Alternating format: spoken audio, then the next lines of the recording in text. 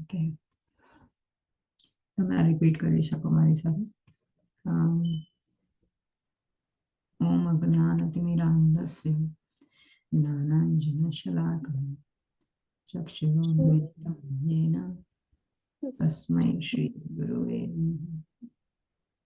શ્રીચૈતન્યમનોભીષ્ટં સ્થાપિतं येन भूतले स्वयं खलमन्यं ददाति स्वपदान्तिकं. वन्देऽहं श्रीगुरुं श्रीयुतापदकमलं श्रीगुरुं वैष्णवांश्च श्रीरूपं साग्रजातं सहगणा रघुनाथान्वितं तं सजीवं सावधूतं परिजनसहितं कृष्णचैतन्यदेवं श्रीराधा कृष्णपादां सहगणललिता श्रीविशाखान्वितांश्च. हे कृष्णा करुणा सिन्धु दीनबन्धो जगत्पते गोपेश गोपिका कान्ता राधा कान्ता नमस्तुते. तप्त कांचन गौरांगी राधे वृंदावनेश्वरी वृषभानुसुते देवी प्रणमामि हरिप्रिये. वाञ्छाकल्पतरुभ्यश्च कृपा सिन्धुभ्य एव च पतितानां पावनेभ्यो वैष्णवेभ्यो नमो नमः. नमो विष्णुपदाय कृष्णपृष्ठाय भूतले श्रीमते भक्तिवेदान्ता स्वामिनिति नामिने. नमस्ते सरस्वती देवे गौरवाणी प्रचारिणे निर्विशेषा शून्यवादी पाश्चात्य देशधारिणे. जय श्री कृष्ण चैतन्य प्रभु नित्यानंद श्री अद्वैत गदाधर श्रीवासादि गौर भक्तवृंद. हरे कृष्णा कृष्णा कृष्णा हरे हरे हरे राम राम राम हरे हरे. ओके, स्टार्ट कर दिए. ओम नमो भगवते वासुदेवाय. ओम नमो भगवते वासुदेवाय. भगवते वासुदेवाय.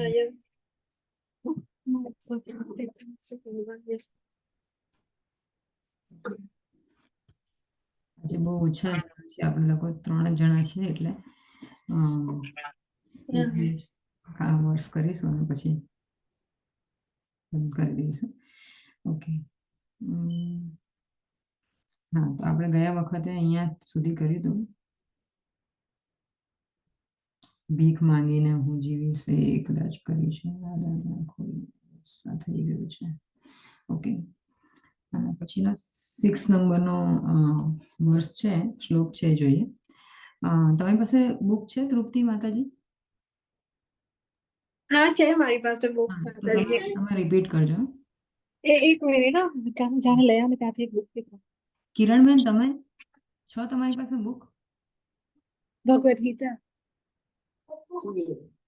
ત્યાંથી ગીતાજી ટ્રાય કરતા હરે કૃષ્ણ માતાજી. હરે કૃષ્ણ માતાજી. તમે ડ્રાઈવ કરી રહ્યા છો કે તમે બુક છે તમારી પાસે? ના, હું ડ્રાઇવિંગ કરું છું, ઘરે જઉં છું. મને ખ્યાલ આવી ગયો. હા, નો પ્રોબ્લેમ, કન્ટિન્યુ. ઓકે, હા. Thank you. મારી કયું પાનું છે? હા, 59મું, બીજા નંબરનો અધ્યાય અને 6થો શ્લોક. બીજી બુક લાગે છે મારી. અલગ હશે તમારી, બધામાં અલગ અલગ છે. બીજા નંબરનો અધ્યાય ને શ્લોક નંબર 6 કાઢો.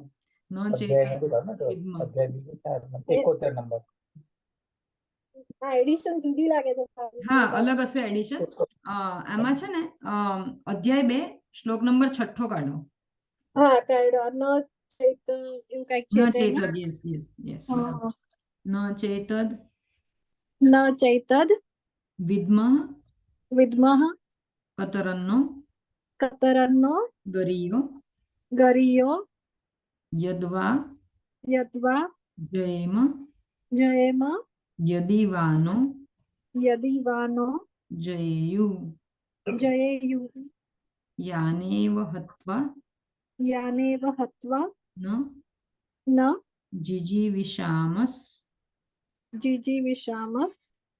તે અવસ્થિતાઃ પ્રમુખે ધાર્તરાષ્ટ્રાઃ.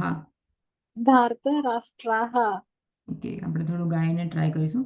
ન ચૈતદ્વિદ્મા કતરન્નો ગરિયો. न न चैतविद्मः कतरन्नो गर्यो ન ચૈતદ્વિદ્મઃ न चैतविद्मः કતરન્નો ગરિયો. कतरन्नो गर्यो ન ચૈતદ્વિદ્મઃ કતરન્નો ગરિયો. न चैतविद्मः नहीं નથી આવડતું આપનું ન ચૈતદ્વિદ્મઃ. ધીરે ધીરે ન ગાવાનું. તમે થોડા ફાસ્ટ જઈ રહ્યા છો એટલે એક્સાઇટમેન્ટમાં ઘણું બધું થઈ જાય. ન ચૈતદ્વિદ્મઃ न चैतविद्मः કતરન્નો ગરિયો. कतरन्नो गर्यो યદ્વા જયેમા યદિવાનો જયેયુઃ. यद्वा जयेम यदि वा नो जयेयुः યાનેવ હત્વા ન જીજીવિષામાસ. यामेव हत्वा न जिजीविषामस् તેવ સ્થિતાઃ પ્રમુખે ધાર્તરાષ્ટ્રઃ.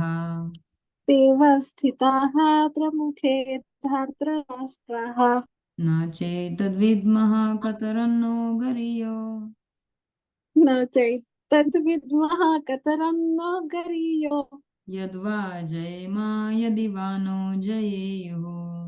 यद्वा जयेम यदि वा नो जयेयुः યાનેવ હત્વા ન જીજીવિષામાસ. यानेव हत्वा न जिजीविषामस् તેવ સ્થિતાઃ પ્રમુખે ધાર્તરાષ્ટ્રઃ.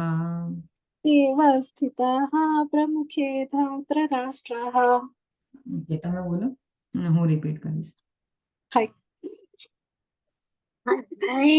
न चै न चैतद्विद्मः कतरन्नो गर्यो ન ચૈતદ્વિદ્મઃ કતરન્નો ગરિયો. यद्वा जयेम यदि वा नो जयेयुः યદ્વા જયેમા યદિવાનો જયેયુઃ. यानेव हत्वा न जिजीविषाम યાનેવ હત્વા ન જીજીવિષામાસ. यानेव हत्वा न जिजीविषामस् યાનેવ હત્વા ન જીજીવિષામાસ. तेव स्थिताः प्रमुखे धार्तराष्ट्राः તેવ સ્થિતાઃ પ્રમુખે ધાર્તરાષ્ટ્રઃ. સરસ. ઓકે, આપણે હવે શબ્દાર્થ જોઈએ. ન રિપીટ કરો. ન न નહીં, नहीं ચ च પણ, पण એતत् एतत् આ आ વિદ્મ विद्म અમે જાણીએ છીએ. અમે જાણીએ છીએ કતરત કતરત જે જે નહ નહ અમારા માટે. અમારા માટે ગરિયઃ ગર્યઃ શ્રેષ્ઠ. શ્રેષ્ઠ શ્રેષ્ઠ યદ્વા યત્વા યત્વા અથવા અથવા જયેમ જયેમ અમે જીતી જઈએ. અમે જીતી જઈએ યદિ યદિ જો જો વા વા અથવા અથવા નહ નહ અમને અમને સોરી અમને જયેયુઃ જય તેઓ જીતી લે. તેવું જીતે લે યાન જેમને જેમને એવ એવ નક્કી હત્વા અથવા હણીને હણીને હણીને અથવા ન કદાપી નહીં. કદાપી જીજીવિષામઃ જીજી વિષાવન અમે જીવવા ઈચ્છીશું. જીવા ઈચ્છીશું તે તે તેઓ બધા તેઓ બધા અવસ્થિતાઃ અવસ્થા ઊભા છે. ઊભા છે પ્રમુખે પ્રમુખે સામે સામે ધાર્તરાષ્ટ્રઃ ધૃતરાષ્ટ્ર ધૃતરાષ્ટ્રના પુત્રો. રાષ્ટ્રના પુત્રો ઓકે, આપણે અનુવાદ જોઈશું. તમે રિપીટ કરો. અમે એ પણ જાણતા નથી કે અમે એ પણ જાણતા નથી કે અમારા માટે શું સારું શું છે. અમારે માટે સારું શું છે. તેમને જીતવા કે તેઓ દ્વારા જીતાઈ જવું. કે તેઓ દ્વારા જીતાઈ જવું. જો અમે ધૃતરાષ્ટ્રના પુત્રોનો વધ કરીશું જો આપણે ધૃતરાષ્ટ્રના પુત્રોને વધ કરીશું તો અમને જીવિત રહેવાની ઈચ્છા રહેશે નહીં. તો અમને જીવિત રહેવાની ઈચ્છા નહીં. છતાં છતાં તેઓ હવે રણક્ષેત્રમાં તેઓ હવે રણક્ષેત્રમાં અમારી સામે ઊભા છે. અમારી સામે ઊભા છે. વેરી ગુડ ઇરિયા, એક્સિલન્ટ. ઓકે, અનુવાદ. અમે એકવાર હું ફરીથી વાંચું છું. અમે એ પણ જાણતા નથી કે અમારે માટે શું સારું છે, તેમને જીતવા કે તેઓ દ્વારા જીતાઈ જવું. જો અમે ધૃતરાષ્ટ્રના પુત્રોનો વધ કરીશું તો અમને જીવિત રહેવાની ઈચ્છા રહેશે નહીં. છતાં તેઓ હવે રણક્ષેત્રમાં અમારી સામે ઊભા છે.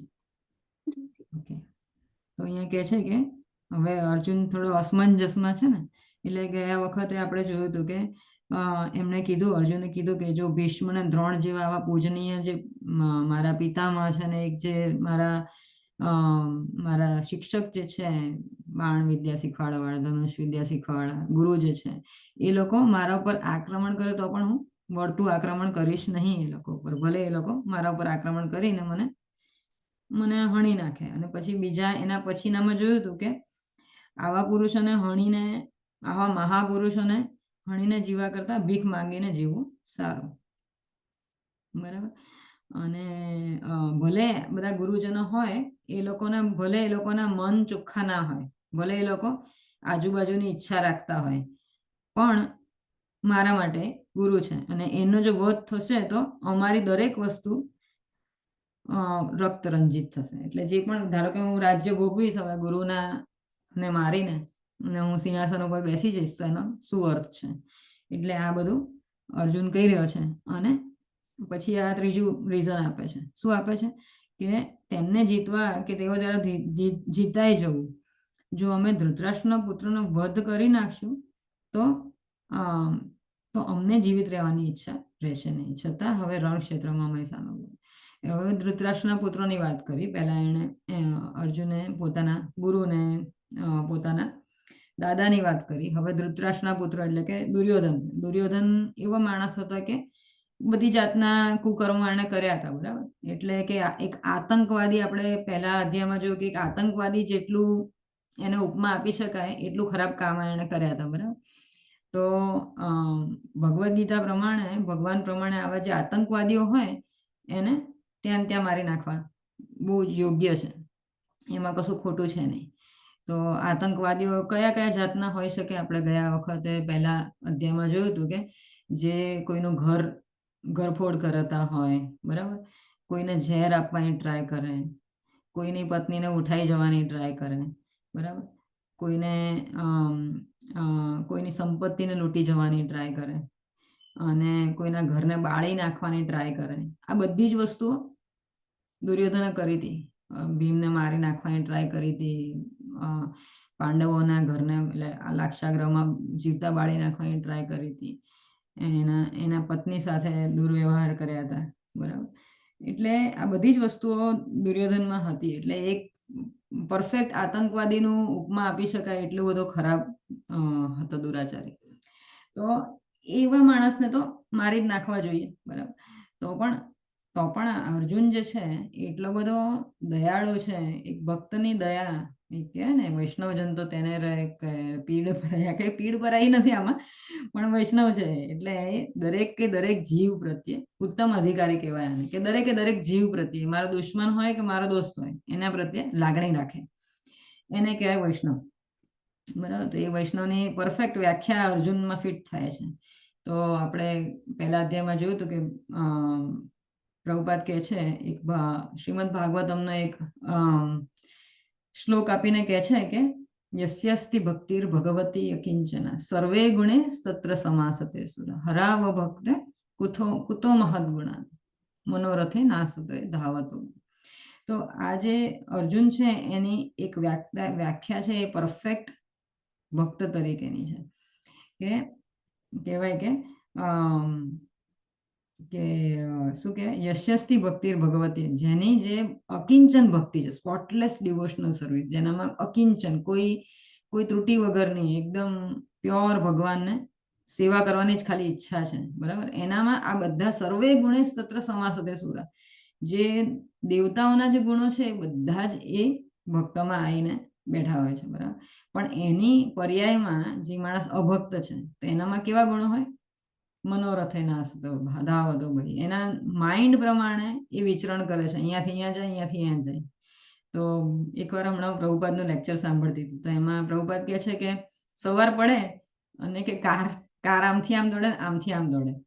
એટલે તે વખતે હું કાર જ ચલાવતી હતી અને મેં કીધું આપણે કઈ જાતની લાઈફ છે એમ, કે આપણે પણ અત્યારે આ જ કરીએ છીએ, we are hovering on the mental plane. એટલે મનોરથે નાસતે ધાવતો ભાઈ, એ લોકો ભગવાનમાં ખાસ ઓછું કામ નહીં કરે, પણ આમથી આમ ને આમથી આમ દોડ્યા કરે, એ છે. એટલે એ છે કે જે લોકો અત્યારે થોડા અભક્ત બની ગયા છે આપણે બધા, કે તો અહીંયા પણ જે અર્જુન છે એ પરફેક્ટ ભક્ત છે. એટલે કહે છે કે ધૃતરાષ્ટ્રના પુત્રોનો વધ કરી નાખશું તો આપણને રહેવાની ઈચ્છા, જીવિત રહેવાની ઈચ્છા રહેશે નહીં, કારણ કે એના પિતરાય ભાઈઓ છે એટલા માટે. બરાબર, ભાવાર્થ જોઈએ, વચ્ચે વચ્ચે આપણે એક્સપ્લેન કરતા જઈશું. તમે વાંચશો તૃપ્તિ માતાજી?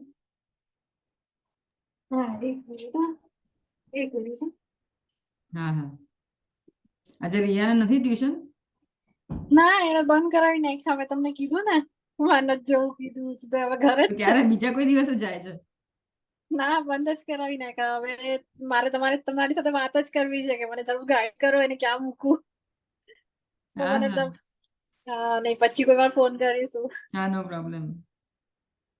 હા, વાંચો. ભાવાર્થ ને છઠ્ઠો. જો કે યુદ્ધ કરવું એ તો ક્ષત્રિયનું કર્તવ્ય હોય છે, છતાં અર્જુનને સમજાતું નહોતું કે યુદ્ધ કરીને અનાવશ્યક હિંસાનું જોખમ વહોરવું કે પછી યુદ્ધથી વિમુખ થઈને ભીખ માંગીને જીવવું.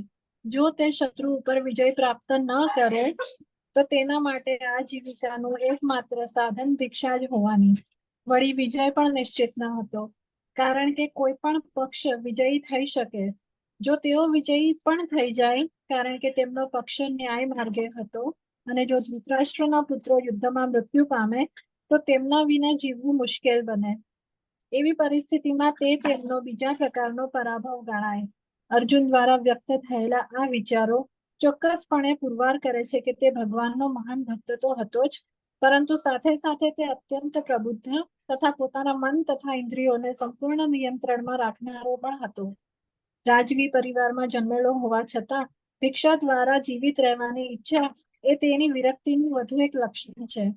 આ સર્વ ગુણો તથા પોતાના આધ્યાત્મિક ગુરુ એવા શ્રી કૃષ્ણના ઉપદેશોમાંનો તેનો દ્રઢ વિશ્વાસ દર્શાવે છે કે તે ખરેખર પુણ્યાત્મા હતો. એ રીતે એવા નિષ્કર્ષ પર આવી શકાય કે અર્જુન મુક્તિ પામવા માટે સર્વથા સુપાત્ર હતો. જ્યાં સુધી ઇન્દ્રિયો સંયમિત ન થાય ત્યાં સુધી જ્ઞાનના પદ સુધી ઉન્નત થવાનો અવસર પ્રાપ્ત થતો નથી, અને જ્ઞાન તથા ભક્તિ વિના મુક્તિ મળતી નથી. અર્જુન પોતાના ભૌતિક સંબંધોના વિશાળ ગુણો ઉપરાંત આ સમગ્ર દૈવી ગુણોમાં પણ સમર્થ હતો. Thank you. બહુ સરસ પ્રભુપાદે લખ્યું છે. એટલે દૈવી ગુણોનું એનું વર્ણન થોડું ઘણું કર્યું છે કે ભગવદ્ ગીતામાં પણ 9મા અધ્યાયમાં ભગવાન કહે છે કે મહાત્માનસ્તુ મામ પાર્થ દૈવીમ પ્રકૃતિમાં આશ્રિતા ભજન્તે અનન્ય મનસો જ્ઞાત્વા ભૂતાદિમ અવ્યયમ. તો જે માણસ ભક્ત છે એના ગુણ કીધેલા છે કે મહાત્મા, એક તો મહાન આત્મા છે. મહાત્મા એટલે કે વૈષ્ણવ. મહાત્મા એટલે નોર્મલ માણસ નહીં કે જે બહુ પરોપકારના કામ કર્યા હોય કે દેશભક્તિના કામ કર્યા અને મહાત્મા ના કહેવાય ideally. As per Bhagavad Gita only a Vaishnava can be said as મહાત્માનસ્તુ મામ પાર્થ દૈવીમ પ્રકૃતિમાં આશ્રિતા. જેમ આપણે જોયું કે સમાસ તે સુરા જેવા ગુણ હોય, એનામાં દૈવી પ્રકૃતિ એટલે કેવી કે સત્ય, અહિંસા, અક્રોધ, આ રીતની જેની ત્યાગ, બરાબર, આ બધી જ એનામાં ગુણ છે. અને દેવીન પ્રકૃતિ ભજન તે અનન્ય મનસ્સો, એ શું કરે, એનું અનન્ય લક્ષણ શું છે કે ભગવાનની અનન્ય ભાવે સેવા ને ભક્તિ કરે છે એ માણસ કન્ટિન્યુઅસલી 24 કલાક. હાઉ ટુ રિમેમ્બર કૃષ્ણ એને ખબર છે. એટલે 24 કલાક જે માણસ ભગવાનમાં રત રહે છે, બરાબર, એને આપણે કહીએ કે એક નામ છે પરીક્ષિત મહારાજનું, એનું નામ છે વિષ્ણુરથ. આવું નામ છે પરીક્ષિત મહારાજનું. ભગવાન હમણાં મને યાદ કરાયું. તો કારણ કે મધરના વોમમાં હતા ને, જ્યારે માતાના ગર્ભમાં હતા, ઉત્તરાના ગર્ભમાં હતા, તે વખતે પણ પરીક્ષિત મહારાજ ભગવાનનું જ સ્મરણ કરતા હતા. કારણ કે એ વખતે પેલું જે અશ્વત્થામા તરફથી જે અસ્ત્ર આવ્યું, બ્રહ્માસ્ત્ર, તો એને પ્રોટેક્ટ કરવા માટે આ જે બાળક છે પરીક્ષિતના, એને પ્રોટેક્ટ કરવા માટે ભગવાન એ અસ્ત્રને પ્રેક્ટિકલી આખા એના માતાના ગર્ભમાં જઈને એને પ્રોટેક્ટ કર્યું હતું. અને એટલા માટે કારણ કે પરીક્ષિત પહેલેથી જ ભક્તના હતા અને ભગવાનને ખબર હતી કે આના કારણે આખું શ્રીમદ ભાગવત લખાશે. તો તે વખતે પરીક્ષિત મહારાજને મારે કૃષ્ણ રાખે કૃષ્ણ મારે કે, એક બેંગોલીમાં કહાવત છે, અને આપણે કે રામ રાખે તેને કોણ ચાખે. તો જ્યારે પરીક્ષિતને પ્રોટેક્ટ કરવાનો હતો ભગવાને, ત્યારે એને બરાબર પ્રોટેક્ટ કર્યા. અને જ્યારે એમને લાઈફ લઈ લેવાની હતી કે 7 જ દિવસની વાર હતી, ત્યારે શ્રીમદ ભાગવતમ આપ્યું. તો આ રીતનું પ્રોટેક્શન ભગવાન ભક્તનું કરે છે. અને એમનું નામ વિષ્ણુરથ છે, બીજું નામ પરીક્ષિત મહારાજનું. કારણ કે આખો દિવસ વિષ્ણુના સ્મરણમાં રત રહે છે, એટલે એમનું બીજું નામ છે વિષ્ણુરથ. તો ભજન તે અનન્ય મનસ્સો જ્ઞાત્વા ભૂતાદિમાં, તો અનન્ય મનથી કામ કરે છે, બરાબર. આપણે એની પહેલા પણ બીજો એક ભગવદ ગીતાનો શ્લોક છે કે અનન્ય ચિંતયંતો મામ યે જના પરિપાસતે તેષામ નિત્યાભિયુક્તાનામ યોગક્ષેમમ વહામ્યહમ. તો ભગવાન કહે છે ભગવદ ગીતામાં કે જે મારી અનન્ય ભાવે ભક્તિ કરે છે, એને હું જે એનામાં ખૂટે છે એ આપું છું, જે છે એનું રક્ષણ કરું છું. તો આ ખાલી માત્ર ભગવાન જ આપણને આપી શકે છે. અને આવો જે ભક્ત છે એ સતત ભગવાનનું યાદ કરે છે. ભજન તે અનન્ય મનસ્સો જ્ઞાત્વા ભૂતાદિમાં. કારણ કે એને ખબર છે કે જે મારો આત્મા છે એ અવ્યય છે, એનો કોઈ દિવસ વ્યય નથી થવાનો. આત્માનો શરીરનો ક્ષય થાય છે, પણ આત્માનો ક્યારેય વ્યય નથી થવાનો. તો આ મહાત્માની ડેફિનેશન છે કે મહાત્મા કોને કહેવાય.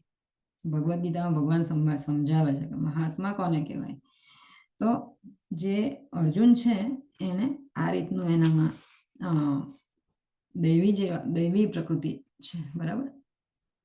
તો બીજું એક એ પણ છે કે 7મા અધ્યાયમાં પણ ભગવાન કહે છે કે દૈવી હેષા ગુણામયી મમ માયા દુરત્ય મામેવ પ્રપદ્યન્તે માયા મેતાંતરંતિ. માયાને કઈ રીતે તરી શકાય, તો જે દૈવી પ્રકૃતિ જે છે ને, આ જે માયાદેવી જે છે, એને પણ છેદવા માટે માણસને અનન્ય ભક્તિની જરૂર પડે છે.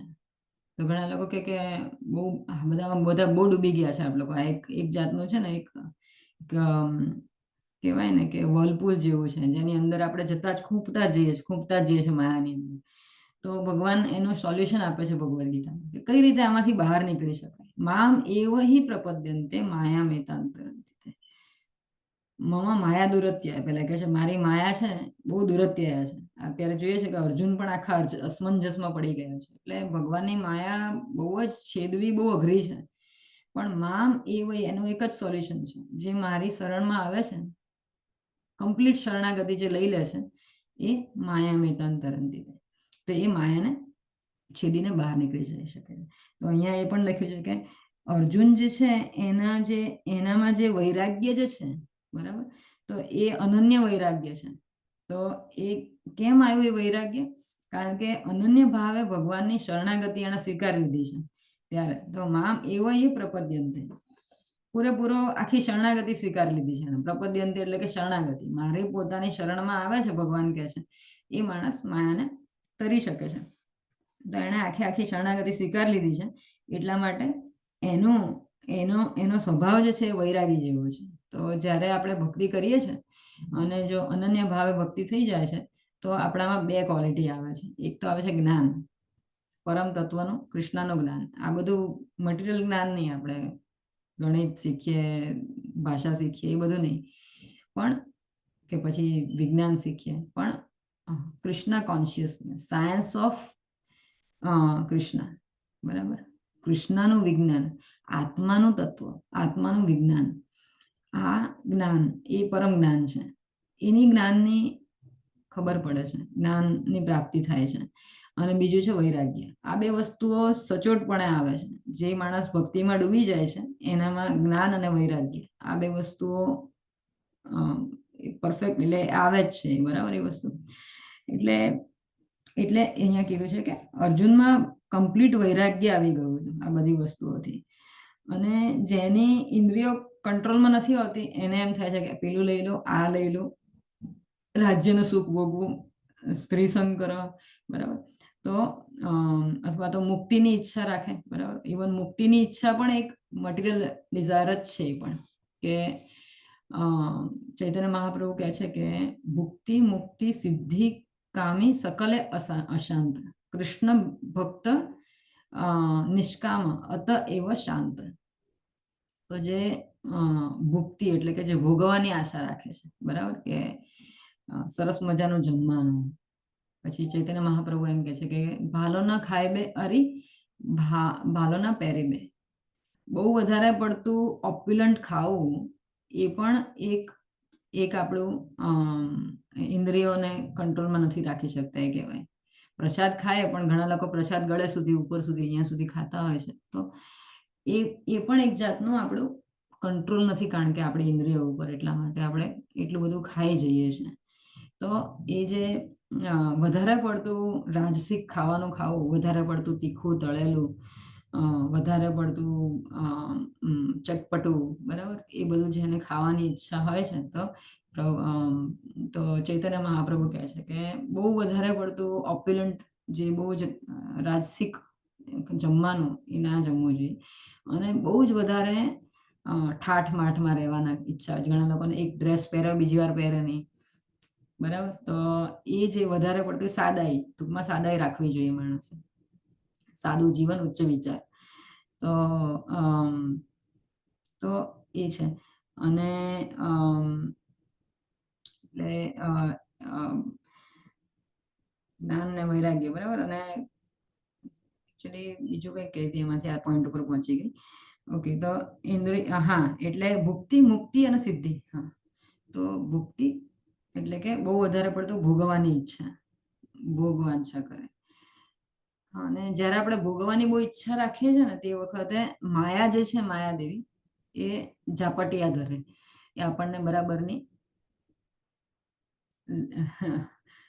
મારવાનું ચાલુ કરે છે. આમથી આમ બગાડે ને આમથી આમ બગાડે. એટલે કૃષ્ણ ભૂલિયા જીવ ભોગ વાંછા કરે, પાછટીએ માયા તારે ઝાપટિયા તારે. આ બધા અમુક બેંગોલી વર્સ છે, થોડાક આવશે મારા લેક્ચર્સમાં, કારણ કે ચૈતન્ય મહાપ્રભુ પોતે કીધેલા છે બધા. તો ચૈતન્ય ચરિતામૃતા જો વાંચે તો એની અંદર આ બધું છે. બહુ સરસ રીતનું છે આખું. Science of Krishna consciousness, practically PhD science છે આખું.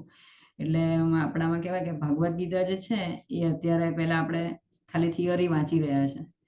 પછી જે એટલે કે ટૂંકમાં ગ્રેજ્યુએશન સ્ટડીઝ ભગવદ ગીતા. પછી પોસ્ટ ગ્રેજ્યુએશન આવે. પોસ્ટ ગ્રેજ્યુએશન શું છે? તો શ્રીમદ ભાગવતમ. અને જે પીએચડી સ્ટડી છે ને એ ચૈતન્ય ચરિતામૃતા છે. તો ચૈતન્ય મહાપ્રભુનું આખું જીવન ચરિત્ર જે છે એ એક પ્યોર ભક્તનું જીવન ચરિત્ર છે. એમાં આ બધા શ્લોકો લખેલા છે કે એટલે કે ભુક્તિ મુક્તિ સિદ્ધિ સકલે અશાંત. એમાં ભુક્તિ જે છે એના 2-3 તમને કીધા કે જે ચૈતન્ય મહાપ્રભુએ શું કીધું છે કે કૃષ્ણ ભૂલ્યા જીવ, when we forget Krishna ભૂલ્યા જીવ, when we don't remember Krishna, તે વખતે ભોગ વાંછા કરે, અલગ અલગ વસ્તુ આપણને લઈ લેવાનું મન થઈ જાય, અને પછી શું થાય, એની દશા પાછળથી મારે તારે ઝાપટિયા ધરે, આપણે કેમ ઝાપટ મારે, માયા પણ ઝાપટ મારે છે. એટલે એ લખ્યું છે એમણે. અને મુક્તિ એટલે કે બ્રહ્મા ભગવાનની સેવાની વિરુદ્ધમાં મુક્તિ એ એક્ઝેક્ટલી ભગવાનની સેવા નથી. ઘણા એમ કે આપણે સેવા કરીએ તો ગોલોકવાસ થાય, આપણે સેવા કરીએ તો મુક્તિ મળી જાય. એ મુક્તિ કેમ જોઈએ છે માણસને? કારણ કે જે મટીરિયલ વર્લ્ડ જે છે, ભૌતિક જગત છે, એમાંથી બહાર નીકળીને એમ વિચારવું છે કે અહીંયાથી જો નીકળી જઈશું તો ઉપર પછી શાંતિ જ શાંતિ છે આપણે. તો એક જાતનું એ પણ કહેવાય કે એ પણ એક ભૌતિક આપણું ઈચ્છા જ છે, ભૌતિક ઈચ્છા જ કહી શકાય. ભગવાનની અહેતુકી ભક્તિ નથી, હેતુ વગરની ભક્તિ નથી. એટલે કે જે લોકો ખરેખર ભક્ત છે ભગવાનના, એ લોકો મુક્તિની પણ આશા નથી રાખતા. એ ખાલી કે છે ને, મુક્તિ મળે કે ના મળે, મારે ભક્તિ તમારી કરવી છે. એટલે એકચ્યુઅલી જે ખરેખર સાચા ભક્ત છે એ મુક્તિની આશા નથી રાખતા. ભગવાન તને તારી ભક્તિ કરીએ છે, તારે લેવો હોય તો લઈશ, નહીં લેવો હોય તો. એકચ્યુઅલી જે ભક્ત છે ને, એ આપણે બધા જ અત્યારે પણ we are on the liberated platform. કારણ કે શું કરીએ છીએ? માળા સવાર કરીએ, ભગવાનની સેવા કરીએ છીએ. હમણાં 2 દિવસ પહેલા કોઈ પૂછતું હતું મને કે કેમ મુક્તિની આશા કેમ નહીં રાખવાની? તો અહીંયા જે કરીએ છીએ અલ્ટિમેટલી તો તમે ગોલોકમાં જઈને એ જ કરવાના છે આપણે. તો જે ભક્ત જે છે, he is already on the મુક્તાત્મા. એ મુક્તાત્મા જ હે, બ્રહ્મભૂતા પ્રસન્નાત્મા, ન શોચતી ન કાંક્ષતી, સમ સર્વેષુ ભૂતેષુ મદ્ભક્તિ લભતે પરમ. તો જે એકચ્યુઅલ જે ભક્ત છે એના આવા લક્ષણ છે કે બ્રહ્મભૂતા પ્રસન્નાત્મા. એને કોઈ કશું લઈ જાય તો એને બહુ પડી નથી હોતી, અને જો મળી ગયું તો એ ખુશી ખુશી લે છે, બરાબર. ટૂંકમાં સંતોષી માણસ, પ્રસન્નાત્મા. અને ન શોચતી ન કાંક્ષતી, કોઈ દિવસ બહુ દુઃખી નથી થતો અને બહુ વધારે પડતી ઈચ્છાઓ નથી રાખતો. સમ સર્વેષુ ભૂતેષુ, એનો દુશ્મન હોય કે દોસ્ત હોય, એને મદભક્તિ લભતે પરમ. એ માણસ મારી અનન્ય ભાવ ભક્તિ કરે છે કાયમ માટે, બરાબર. તો આવો માણસ જે છે એને આવા બધા ઘણા બધા એક્ઝામ્પલ્સ ભગવદ્ ગીતામાં અને ચૈતન્ય ચરિતામૃતા છે, જેમાં પ્યોર ભક્તની ડેફિનેશન્સ અલગ જગ્યાએ બહુ સરસ રીતે ભગવાને ચૈતન્ય મહાપ્રભુએ આપેલી છે. ખરેખર જીવનમાં ઉતારવા જેવી વસ્તુઓ છે આ બધી. તો બરાબર, એટલે મુક્તિકામની એ પણ બહુ સારી ઈચ્છા નથી. એટલે જે આપણે અત્યારે આપણને હોય પ્રાઇમરી સ્ટેજમાં આપણને, પણ ધીરે ધીરે કરતા જેની ભક્તિ ભાવ બહુ જ અનન્ય થઈ જાય છે, ધીરે ધીરે એનામાંથી જવા માંડે છે, મુક્તિની ઈચ્છા પણ જવા માંડે છે. એટલે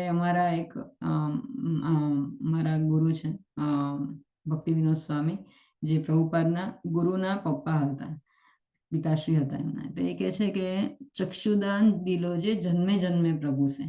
તો એ ગુરુ વંદનામાં લખે છે કે મારા ગુરુ જે છે એણે મને દિવ્ય આંખો આપી છે, દિવ્ય દ્રષ્ટિ આપેલી છે, કે જેનાથી હું સારું શું ખોટું શું જોઈ શકું છું. અને એ મારા જન્મે જન્મે પ્રભુ છે, એ મારા દરેક જન્મે જન્મે એ મારા ગુરુ છે. એટલે એ ગુરુ જે છે, ગુરુ તત્વ એવું છે, આ જન્મમાં મને આ ગુરુ મળ્યા તો આ સેમ ગુરુ મારા ગયા જન્મમાં પણ ગુરુ હશે, અને આવતા જન્મમાં પણ મારા ગુરુ હશે. અને એવી ઈચ્છા માણસ રાખે છે ભક્તિ વિનોદ સ્વામી કે આ જે ગુરુ છે આ મારા જન્મે જન્મે ગુરુ હોય મારા. તો આટલા મોટા જેના દીકરો પણ પ્રભુપાદના ગુરુ હતા, બરાબર. તો એ માણસ તો કેટલા બધા, એ મહાન ભક્ત હતા ભક્તિ વિનોદ સ્વામી, પણ છતાં પણ એ કહે છે કે જન્મે જન્મે પ્રભુ મળે મને. ભક્તિ વિનોદ સ્વામી એવું કહેવાય છે કે એક મંજરી હતા, જે રાધા રાણીના જે પાર્ષદો હોય, રાધા રાણીની જે સેવા કરનારી જે બધા હોય, મંજરી કહેવાય એને. 14 વર્ષથી નાની બાળિકા હોય તો એ જે ગોલોકમાં જે હતા એમાંની એક મંજરી એ ભક્તિ વિનોદ સ્વામી હતા. એટલે એ તો ગોલોકમાંથી જ આવ્યા હતા અને ગોલોકમાં જ પાછા જવાના હતા. પણ આપણા માટે આ લખે છે, એમના પોતાના માટે નથી લખતા, પણ આપણા માટે લખ્યા છે, એવું આપણે સમજી લેવું જોઈએ કે જન્મે જન્મે પ્રભુ છે. એક ભક્તની ઈચ્છા શું હોવી જોઈએ? મારા આ ગુરુ મને દરેક જન્મમાં મળે. તો એ કેમ કેમ એમ કે છે? કારણ કે એને મુક્તિની ઈચ્છા નથી એ માણસને, બરાબર. તો કે ભાઈ અમે તો ગોલોક જતા રહીશું, તો પછી જન્મે જન્મે પ્રભુ તો ગુરુ તો આપણે જ ગુરુની જરૂર નથી. તો પછી તો એટલા માટે મુક્તિકામી પણ એક મટીરિયલ ડિઝાયર જ કહી શકાય, અને સિદ્ધિગામી સિદ્ધ થવા માટે. અત્યારે હું બોલું છું તો મને એમ હોય કે બરાબર ભયંકર આપણે બહુ પ્રસિદ્ધ થઈ જઈએ, બરાબર. તો એ વસ્તુ પણ બહુ ખોટી છે. તો એ આ બધી જ વસ્તુઓ જે અત્યંત લાભ, મટીરિયલ લાભ કે સ્પિરિચ્યુઅલ ઇવન લાભ મેળવવાની જે ઈચ્છાઓ છે, આ બધી તમને ભગવાનથી વિમુખ કરી નાખે છે, ભગવાનથી દૂર લઈ જાય છે અને ભક્તિ ક્ષીણ કરી નાખે છે. તો જેના ઇન્દ્રિયો ઉપર સંપૂર્ણ કાબુ હોય છે, તો એને ભગવદ્ ગીતામાં જે ભગવાન છે એને બીજી એક રીતે પણ વર્ણવ્યા છે કે એને કાચબા જેવું હોય છે. કાચબાને જ્યારે હાથ પોતાના બહાર કાઢવા હોય ત્યારે હાથ પગ બહાર કાઢે છે, અને જ્યારે એને લાગે કે ખતરો છે તો તરત અંદર લઈ લે છે. એટલે જે ભક્ત છે એને ખ્યાલ હોય છે કે ક્યારે ઇન્દ્રિયો પ્રદર્શિત કરવી, ક્યારે લઈ લેવી. તો અર્જુન પણ એ જાતનો છે કે એનામાં એટલો બધો સંયમ છે કે એ વિચારે છે કે આ બધાનું રાજ્ય હું લઈને શું મને ગરિમા મળી જશે, શું હું શ્રેષ્ઠતા મેળવી લઈશ. આ લોકો દુર્યોધન છે, એ લોકો ભલે અત્યંત આતંકવાદી જેવો નેચર છે, પણ એ લોકોનું રક્ત રંજિત કરીને હું રાજ્ય લઈશ તો એમાંથી મને કોઈ ફાયદો નથી થવાનો. અને અહીંયા પ્રભુપાદ લખે છે કે જ્યારે કોઈ લડવૈયો જ્યારે યુદ્ધ કરતો હોય તે વખતે ધારો કે જો મૃત્યુ પામે છે તો એને સ્વર્ગની પ્રાપ્તિ થાય છે. આ એક ધર્મયુદ્ધનો એક લો છે, બરાબર, લો ઓફ કર્મા, કે જે આપણા હાથમાં નથી. એ ભગવાનને મોટી જે આજે ડેમિગોડ્સ જે દેવતાઓ છે એ લોકોના હાથમાં છે આ બધી વસ્તુઓ. અને એમાં એના જે રૂલ્સ જે છે એ બધા બહુ સ્ટ્રિક્ટ રૂલ્સ છે. એ બધા આપણા જેવા નથી કે કોઈ દિવસ આમ કર્યું કોઈ દિવસ આમ કર્યું. એ લોકોના જે નિયમો છે એ અત્યંત પાક્કા છે. કર્મના નિયમ છે, કર્મની ગતિ બહુ જબરજસ્ત પાકી છે, ન્યારી છે. તો એ લોકો એવું રૂલ હોય છે કે જે ધર્મયુદ્ધમાં જે માણસ મૃત્યુ પામે તો એ સ્વર્ગની પ્રાપ્તિ કરે. અને ધારો કે જો ભગવાન કહે છે કે ધારો કે જો તું મૃત્યુ પામીશ, અર્જુનને કહે છે કે ધારો કે દુર્યોધનની સામે પરાજય થઈ ગયો, તો હા તો સ્વર્ગની પ્રાપ્તિ મળશે, મરી જઈશ. અને જો જીવી ગયો તો રાજ્ય મળશે. તો એટલા માટે અર્જુન કહે છે કે આવા રાજ્યને સુખને મેળવીને કામ શું છે, આ બધા કોઈ હશે નહીં. તો એક રીતે જોવા જાઓ તો ઘણી વખત માણસો પોતાના સગા સંબંધીઓ માટે જ કમાતો પણ હોય છે. તો એક જગ્યાએ પ્રભુપાદે એવું પણ વિશ્લેષણ કર્યું છે કે અર્જુન આવું બધું કહે છે, અહીંયા હવે કદાચ આવશે, નેક્સ્ટમાં આવશે, કે અર્જુન જે આ બધું કહે છે એ ઘણી વખત માણસ એટલા માટે પણ કહેતો હોય કે અત્યારે મારી પાસે ધન સંપત્તિ છે, તો અત્યારે કોઈ જોવા વાળું ના હોય તો મારા મોટા બંગલા બનાવીને શું કામ છે. તો એવી રીતનો પણ મિનિંગ કાઢ્યો છે. પણ આમ જોઈએ તો અર્જુન બહુ જ પ્યોર ભક્ત છે, એટલે એવા કોઈ ઈચ્છા નથી. અને mainly compassionate, he is highly extremely compassionate being. અને એ એક ભક્તની નિશાની છે કે પોતાને કોઈ દિવસ કોઈને શત્રુ નથી માનતા, બધાને મિત્ર જ માને છે. અને બધાની સાથે સર્વે શુભતે છે, બધાને એક સરખે કીડી કુંજર. આપણે જે હમણાં નાના બાળકોના ક્લાસમાં પણ આપણે શીખ્યા હતા 5.18માં કે જે માણસ જે છે પંડિતા સમદર્શીના, પંડિત જે છે ખરેખર એ સમદર્શીના, બધાને એક સરખા જોવે છે, બરાબર. તો એ ભલે શુની ચૈવા સોપાકે છે, એ કૂતરો ખાનારો માણસ હોય, બ્રાહ્મણ હોય, ગાય હોય કે હાથી હોય, બધાને એક સરખા જોવે છે. તો આ એક ઉત્તમ અધિકારીની એક પેલી છે. એક છે કનિષ્ઠ અધિકારી, એક છે કનિષ્ઠ અધિકારી, એક છે મધ્યમ અધિકારી, એક છે ઉત્તમ અધિકારી. તો આ ત્રણમાં ડિફરન્સ શું છે? કનિષ્ઠ અધિકારી જે છે એ ખાલી ભગવાનને વર્શિપેબલ સમજે છે. આમને હું પૂજા કરું અને બાકી બધા ગયા ભાડમાં, કોઈને આપણે don't know anything anyone else than Krishna, બરાબર. તો પણ બીજા કોઈને બહુ માન નથી આપતો, ખાલી ભગવાનને સેવા કરે છે. અને જે મધ્યમ અધિકારી છે એને ખબર છે ભગવત તત્વ શું છે, અને જે ભક્તો છે એ પણ ભગવાનના ભક્તો છે, એટલે એમને પણ માન આપે છે, બહુ માન આપે છે ભગવાનના ભક્તને. પણ એને ખબર છે કે ભગવાનનું તત્વ સુપ્રીમ છે અને ભક્ત એનો દાસ છે, એને ખબર છે, એને ડિસ્ક્રિમિનેશન છે એનો. એ મધ્યમ અધિકારી. અને ઉત્તમ અધિકારી જે છે એ દરેકને એક સરખા સમજે છે.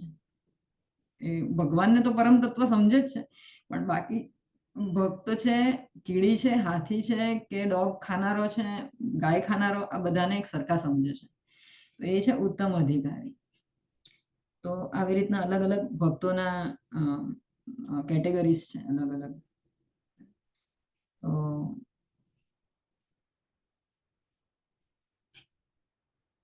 એ જ્યારે અર્જુન જુએ છે આ બધાને રણમાં ઉભા રહેલા, ત્યારે એને મનમાં આટલું બધું અસમંજસ થઈ જાય છે. એને ખબર હતી કે રણમાં જઈને બધા સાથે લડવાનું છે, પણ જ્યારે સિચ્યુએશન સામે આવે છે ત્યારે માણસને આત્મ સાક્ષાત્કાર થવા માંડે છે ધીરે ધીરે. એ અહીંયા દેખાડ્યું છે. બરાબર. આજનો શ્લોક હતો 6 નંબરનો. કોઈ ક્વેશ્ચન હોય તો પૂછી શકો છો. જય શ્રી કૃષ્ણ. હરે કૃષ્ણ. Thank you. હરે કૃષ્ણ માતાજી, મારે પૂછવું હતું કે મુક્તિ અને મોક્ષ બંને એક જ કહેવાય કે અલગ અલગ કહેવાય? આમ જુઓ તો એક જ છે. મોક્ષ એટલે કે જે આપણે બ્રાહ્મણમાં હતા નથી કહેતા, બ્રાહ્મણમાં વિલીન થઈ, એ ભગવાનની સાથે મળી જવું છે, એટલે કે મુક્તિ. આમ જુઓ તો ગોલોકમાં જવું એ એ એ એ પણ મુક્તિ જ કહી શકાય એ જાતની. એમાં છે ને 5 રીતની મુક્તિ છે. એક છે સાયુજ્ય મુક્તિ, આપણે પહેલા પણ કદાચ કીધું હતું. સાયુજ્ય મુક્તિ છે. એ સાયુજ્ય મુક્તિ છે એટલે કે આપણે જેમ સૂરજ હોય એમાંથી જે કિરણો નીકળે એની અંદર અનંત કણ હોય છે, એવી રીતે ભગવાનની જે આભા છે એની અંદર પણ એક એક એક એક કણ છે. એ કણ શું છે? જીવાત્માઓ છે. તો એ રીતે ભગવાનની અંદર વિલીન થઈ જવું. જેમ કે જ્યારે કંસ નું મૃત્યુ થયું હતું તે વખતે આપણે કાર્ટૂન મૂવીઝમાં જોઈએ છે કે એનો જે જીવ છે ભગવાનની અંદર જતો રહે છે, મર્જ થઈ જાય છે અહીંયા. તો એ મર્જિંગ વિથ કૃષ્ણ, જેમ કે અહીંયા દુર્યોધન છે. આ રણભૂમિમાં જેટલા માણસો મરી ગયા ભગવાનની સામે, એ બધા જ ને મુક્તિ મળી ગઈ હતી. બરાબર. કારણ કે ભગવાનની સામે મૃત્યુ થયું હતું. તો they are not eligible to go in Goloka. એ લોકોને મુક્તિ મળી ગઈ એટલે કે એ લોકો આ જે કણ જે છે, જે બ્રહ્મ જ્યોતિ જે છે ભગવાનની આભા, એની અંદર વિલીન થઈ ગયા, ભગવાનની આભામાં વિલીન થઈ ગયા. તો એને કહેવાય, એને પણ મોક્ષ જ કહેવાય. બરાબર. અને મુક્તિ અને મોક્ષ ઓલમોસ્ટ સિમિલર છે. મુક્તિ એટલે કે જેમ ગોલોકધામમાં ગયા એને પણ મુક્તિ કહેવાય, મોક્ષમાં પણ એ જ છે. પણ જે આપણે ગોલોકમાં જઈએ છીએ ત્યાં ભગવાનની પ્રેમ ભરી સેવાનો આપણને લાભ મળે છે, જે આ બધા અસુરોને નથી મળતો, જે ખાલી ભક્તને મળી શકે છે. પણ ભક્ત જે છે ને એને આના કરતા પણ આની ડિઝાયર નથી હોતી, કારણ કે એને ખબર છે કે અહીંયા ભગવાનની સેવા કરે, ત્યાં ભગવાનની સેવા કરવાની છે. એટલે જે ઉચ્ચ કોટીનો ભક્ત છે એ નિસ્વાર્થપણે કોઈ વિચાર્યા વગર ભગવાનની માત્ર સેવા કરે છે કે તારા હાથમાં છે બધું. બરાબર. કે અમને મુક્તિ મળે. એટલે બાપરે, એ બહુ સરસ વર્ષ છે ચૈતન્ય મહાપ્રભુનો શિક્ષાષ્ટકમમાં કે આશ્લિષ્ય વા પાદરતમ વિનસ્તુ મામ અદર્શનમ મર્મહતો કરોતિ વામ યથા તથા વા વિદધાતુ લંપટો મત પ્રાણાનાથસ્તુ સૈવના પરહ. એ લાસ્ટ વર્ષ છે શિષ્ટાષ્ટકમનો. ચૈતન્ય મહાપ્રભુએ ખાલી 6 વર્ષિસ આપણા માટે મૂકીને ગયા હતા, બાકી કશું લિટરેચર નથી લખ્યું, પણ અષ્ટકમ 8 વર્ષિસ મૂકીને ગયા છે. એ બહુ સરસ છે. એને કહે છે શિક્ષાષ્ટકમ. તો એમાં લાસ્ટ વર્ષમાં કહે છે કે આશ્લિષ વા પાદરતમ વિનસ્તુ મામ. તો ભગવાન તમે મને તમારા ચરણોની ધૂળ બનાવો, અથવા તો ચરણની રજના મને સેવા કરવાનો ચાન્સ આપો, અથવા તો અદર્શનામ મર્મહતો કરો, તો મને દર્શન ના આપો. બરાબર. યથા તથા વા વિદધાતુ લંપટો. મને મને મને મને આમ રાખો કે મને આમ રાખો. બરાબર. મત પ્રાણાનાથસ્તુ સૈવ ના. મારા પ્રાણનાથ માત્ર તમે જ છો. મને આલિંગન કરો કે મને ફેંકી દો. બરાબર. મને ચરણોની રજ આપો કે મને દર્શન ના આપો. પણ છતાં પણ મારા જે પ્રાણનાથ છો એ માત્ર તમે જ રહેશો યુગો યુગો સુધી. તો આ જે અમુક પ્રેયર્સ છે ને આપણે રોજ કરીએ તો આપણામાં એ ભાવ આવવા માંડે છે કે જે રીતે ભગવાન રાખે, રામ રાખે તેમ રહીએ. બરાબર, આમ રાખ્યા કે આમ રાખ્યા, મુક્તિ આપી કે ના આપી, સિદ્ધિ આપી કે ના આપી, ભુક્તિ કશું ભોગવવા માટે આપ્યું, સારું ઘર આપ્યું, કપડા આપ્યા, પૈસા આપ્યા, ના આપ્યા, ના આપ્યા, તો એ બ્રહ્મભૂતા પ્રસન્નાત્મા. એટલે મુક્તિ અને મોક્ષ આમ કહીએ તો એક સરખું જ છે. એટલે હું તમને અલગ અલગ પ્રકાર કહી દીધી. એમાં છે એક સાયુજ્ય મુક્તિ, એટલે કે જે ભગવાનની આભાની અંદર મળી છે. બરાબર, પછી છે સાલોક્ય મુક્તિ. સાલોક્ય એટલે કે ભગવાનના ધામ, જે વૈકુંઠ ધામ છે એમાં, કે પછી ગોલોક ધામમાં જવાની ઈચ્છા મળે. તો જે સાયુજ્ય છે એ માત્ર જે કહેવાય ને ઇમ્પર્સનલિસ્ટ, જે લોકો ભગવાનને સાકાર સ્વરૂપમાં નથી માનતા એના માટે છે સાયુજ્ય મુક્તિ. એ પછી બધી જેટલી 4 મુક્તિઓ છે, ટોટલ 5 મુક્તિઓ છે, એમાંથી આજે છે એ જે માણસ નિરાકાર બ્રહ્મમાં માને છે એ લોકો એમાં જતા રહે, અથવા તો અસુરો. એટલામાં નિરાકાર બ્રહ્મવાળા 95% માણસો અત્યારે નિરાકાર બ્રહ્મમાં માને છે ઇન્ડિયામાં. તો આ બધા કહેવાય અસુર જ કહેવાય, કારણ કે એ લોકો ભગવાનને આકારમાં નથી માનતા, એટલા માટે લોકો અસુરની સરખામણીમાં જ કહેવાય, બધા અસુર જ છે.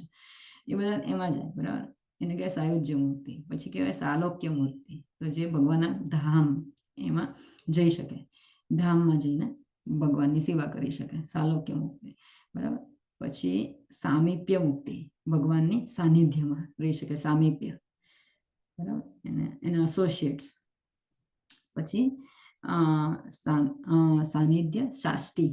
શાષ્ટી એટલે કે ભગવાન જેટલું જ ઓપ્યુલન્સ, ભગવાન જેટલું જ વૈભવ એ માણસને મળે છે. બરાબર, અને એક છે સાનિધ્ય. એ ઓલમોસ્ટ સામીપ્ય જેવું જ સાનિધ્ય છે, પણ સાનિધ્ય એટલે કેવા કે જે બહુ જ નિજી પાર્ષદ છે. હું આજે મુક્તિના પ્રકારો હું મોકલીશ તમારે વચ્ચે. પહેલા એકવાર ખ્યાતિ મહારાજે પૂછ્યું ત્યારે મેં મોકલ્યા હતા, હું ફરીથી એ જ મોકલી દઈશ. તો સાનિધ્ય એટલે કે જે આજે યશોદામાં એકદમ ક્લોઝ પાર્ષદો જે છે ભગવાનના, એને સાનિધ્ય કહેવાય, ભગવાનનું સાનિધ્ય મુક્તિ. તો સાયુજ્ય, સાલોક્ય, સામીપ્ય, શાષ્ટી અને સાનિધ્ય, આ 5 પ્રકારની મુક્તિ છે. આમાંથી જે સાયુજ્ય મુક્તિ છે એ જે માણસો બહુ બિલીવ નથી કરતા ભગવાનના સાકાર ફોર્મમાં, અથવા તો અસુર, આ લોકોને બ્રહ્માંડની અંદર પ્રવેશ કરવાની પરમિશન મળે છે. એ પણ એક જાતનો મોક્ષ જ કહેવાય, પણ ત્યાં હજારો લાખો વર્ષો સુધી જીવ ત્યાંનો ત્યાં રહે છે, એને ભગવાનની સેવાનો કોઈ ત્યાં નથી મળતો, કોઈ અંકુશ નથી. પણ જે આ બધા જે છે બાકીની જેટલી મુક્તિઓ છે એ બધામાં ભગવાનની સેવા થઈ શકે છે. બરાબર, પણ એટલે જે ભક્ત જે છે એ ખાસ આ બધી ઈચ્છા નથી રાખતો. તમને ચૈતન્ય મહાપ્રભુનું ને આજે ભક્તિ વિનોદ સ્વામી છે એ લોકોનું એક્ઝામ્પલ આવે. બીજા ઘણા બધા શ્લોકો છે જેમાં જન્મ જન્મ સુધી કહે છે કે જન્મ જન્મ સુધી મારું જવું. હજી એક છે મમ જન્મની જન્મની ઈશ્વરે ભક્તાદ ભક્તિ ભવતાદ ભક્તિ રહે તુકી ત્વયી એ નંદ તનુજા કિંકરમ. એટલે આમાં શિષ્યાષ્ટકમાં જ ચૈતન્ય મહાપ્રભુ પણ કહે છે કે મમ જન્મની જન્મની ઈશ્વરે, એક જન્મે જન્મ્યા છે કે જન્મે જન્મે પ્રભુ છે એના જેવું જ છે. મમ જન્મની જન્મની ઈશ્વરે ભવતાદ ભક્તિ અહેતુકી ત્વયી. અહેતુકી, without any purpose, without any purpose of મુક્તિ, સિદ્ધિ ઓર મુક્તિ, કંઈ પણ કશું કોઈ ઈચ્છા વગર જન્મ જન્મ સુધી. ચૈતન્ય મહાપ્રભુ તો કોણ છે? ચૈતન્ય મહાપ્રભુ પોતે રાધારાની છે અને કૃષ્ણના ફોર્મમાં આવ્યા છે. બરાબર, પોતે કૃષ્ણ છે એકચ્યુઅલી, રાધારાણીના ઇમોશન્સ સાથે આવ્યા છે. બરાબર, એ ચૈતન્ય મહાપ્રભુ એ કહે છે મમ જન્મની જન્મની ઈશ્વરે ભવતાદ ભક્તિ રહે તુકી. ભગવાનને કહે છે અહેતુકી તમારી ભક્તિ મને મળે જન્મ જન્મ સુધી. એટલે તો પછી આમાં આપણો તો શું ક્લાસ જ છે ને. એટલે અત્યારે કોમનલી એવું જોવા મળે છે કે માણસો અહીં અમારે બધી જગ્યા, અમારા ઇસ્કોનમાં બહુ જ widely people are speaking this કે બસ મુક્તિ મળી જાય. પણ કઈ રીતે? One thing, it's very difficult. બહુ જ અનન્ય ભક્તિ હોય તો જ જઈ શકાય છે. It's not that easy. અને બીજી વસ્તુ એ કે ભગવાન ઉપર છોડી દેવું જોઈએ, એમ કે આપણે એટલે તો જ આપણાથી ભક્તિ, પ્યોર ભક્તિ, devotional service, then only we can do. Okay, thank you માતાજી.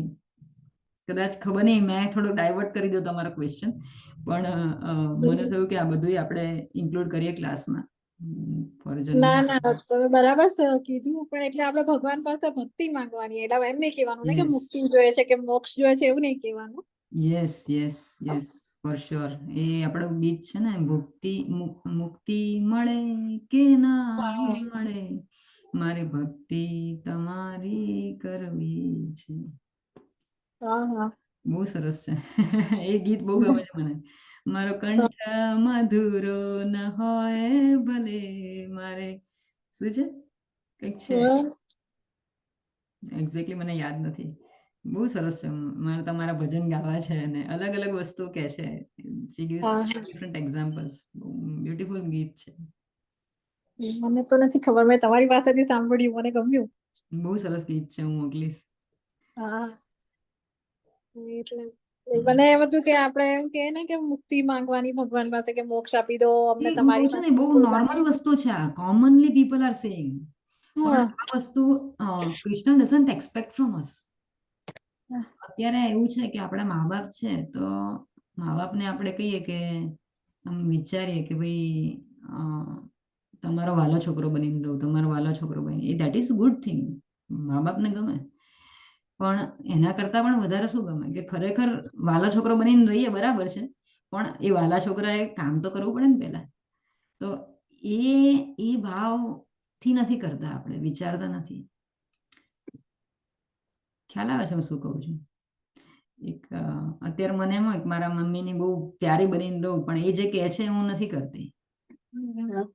તો એ સેમ વસ્તુ થઈ ને, એમ કે માણસો એમ વિચારે કે ભાઈ મુક્તિ મળી જાય, મુક્તિ મળી જાય, બરાબર.